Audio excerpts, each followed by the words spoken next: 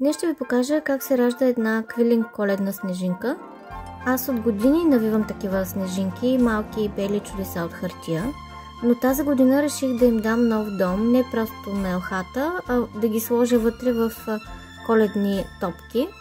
Имам много видеа, в които показвам как се прави и може да проследите целият процес.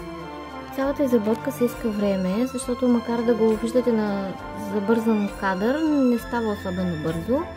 И след като се навие и изгуби всичко, минавам снежинките с малко C200 и отгоре леко с брокат.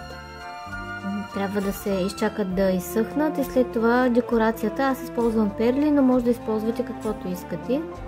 Естествено панделка, много търпение и още повече блясък и се ражда нещо, което мисля не е правено до сега у нас.